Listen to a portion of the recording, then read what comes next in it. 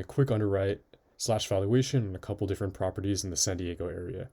So the first one is 8347 49th Palm Street, and the second one is 8357 59th Palm Street.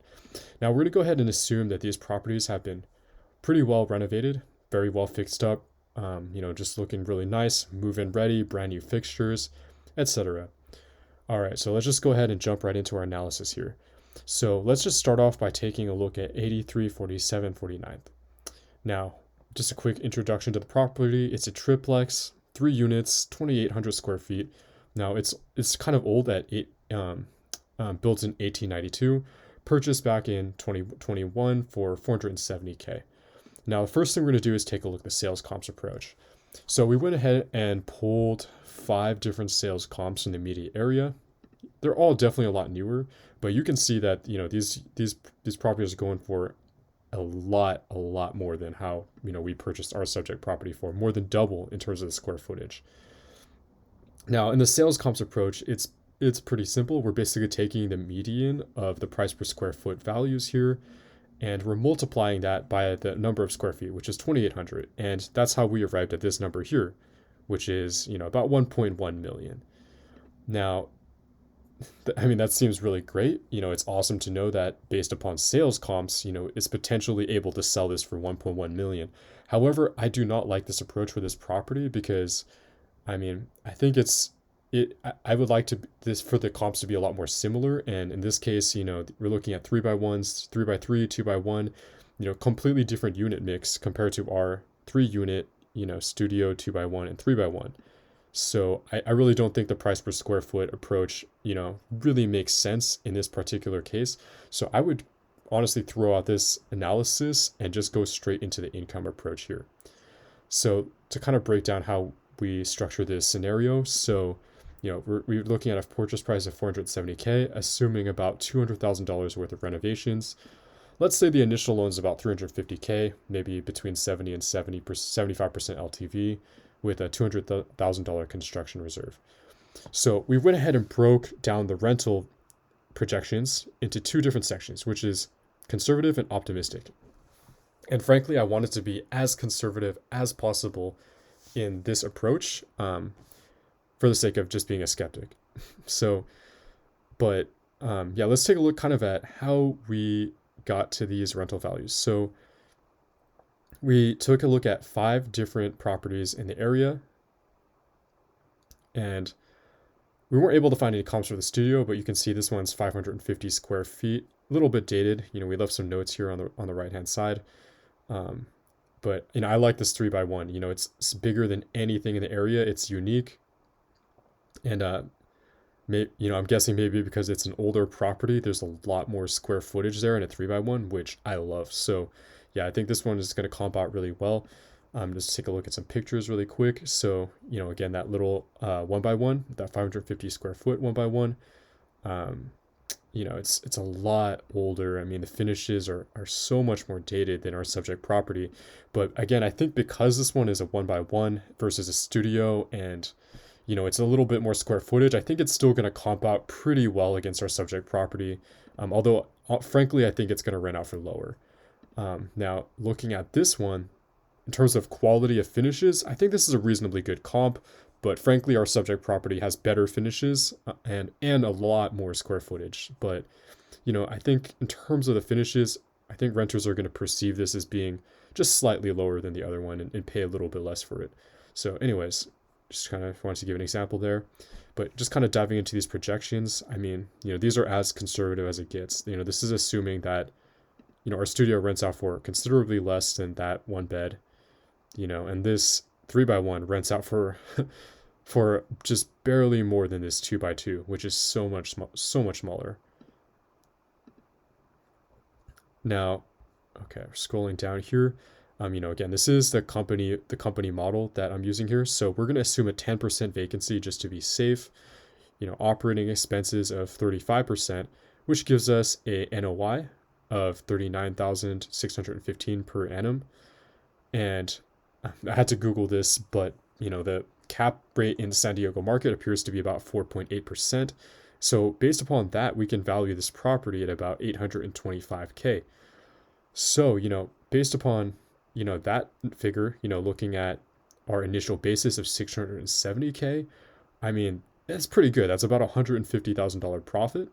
Now, let's say we wanted to go ahead and refi this loan at 65% LTV. We're looking at, we're still actually looking at a negative takeout here of 13%. And, again, this is very, very conservative.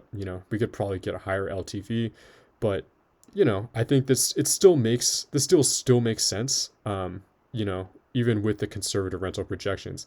Now, let's say we're doing the more optimistic rental projections. And frankly, I think that these rents are very, very justified by looking at our rent comps here. In fact, I think with the right marketing, the right management, we can get, $150 more than these rents, because, this 3x1 it's the only one of its kind in the area on the market right now. And I think that should command a, you know, honestly, I think you could probably get like as much as 2,900, 2,950 in my opinion, maybe potentially more.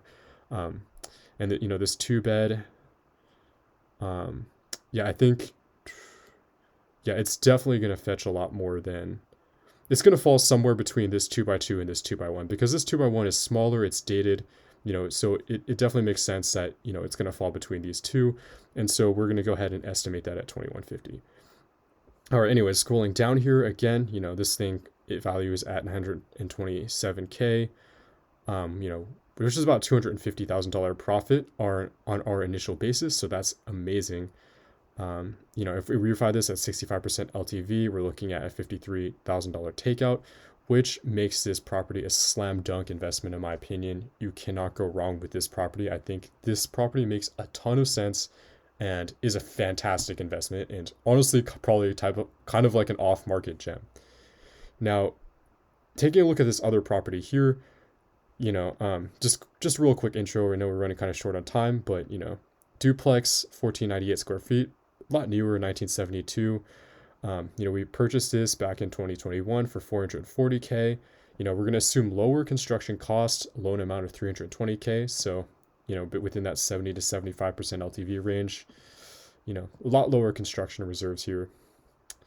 All right, sales comps. We use the same comps for the sake of time, honestly. So, again, with this same approach, we're going to value this property on the square footage approach at 587K. Now, I actually do like this approach for this property because, we can see that this one has two 2x2s. This property has two 2x2s. This one is 2x1, 3x1. I mean, these are very, very similar in terms of the unit mix to our subject property. So I actually like this value here, 587K. I think this is very reasonable, and it's probably a rough number that we can get if we try to sell it. So, I like this approach a lot more than the sales comps approach for the other property. Okay, so scrolling down here, again, very, very conservative rent projections, but, based on our rental comps here, let's see. Yeah, I mean, this one is super dated. It's barely bigger, but let's just say this is assuming we can only get $100 more per month from it. And it's going to get a lot more than that. But, let's just assume the worst. So again, same variables as last time. And that's going to value the property at $472,000, meaning a negative takeout if we try to refinance this at a negative $110,000. Yeah, that does not look super pretty, honestly. Now, let's say that we get a little bit more aggressive on rents, and I think we can, let's see. I think we could potentially get as much as like 2,100 on this property. Maybe, yeah, I think 2,100 is definitely within the realm of possibility. But again, we're trying to be as conservative as possible. So, yeah, this approach would value it at 545K. Still negative takeout. But, if we are looking at this here, then we're only looking at it at this value here. We're only looking at a negative takeout of like about $20,000. So, if we're refinancing, it's definitely a lot less. It kind of depends on which value that they would want to use, I guess. But, against this initial basis, if we're going by the conservative approach, we're going to lose money. If we're going by the rent projection, the a more aggressive approach, we're going to break even. And if we're going by the sales comps approach, we're going to make about $40,000 to $50,000 in profit. So my conclusion for this one is it's a risky investment. It may be good if you're trying to like hold the property long term and maybe like cash flow the property. Um, but in terms of like refinancing this one really quickly and flipping this one, like fix and flipping this one, it's going to be a lot riskier than the other one. I still think it's doable, with the right team in place. But again, like it's like the other one is a slam dunk home run in my opinion, and this one is, it's a bit more difficult to make work. All right, well, yeah, that's pretty much it. 83, 47, 59 is a decent investment, but 83, 47, 49 is an amazing investment, and you cannot go wrong with it. All right, thank you so much, and yeah, take care.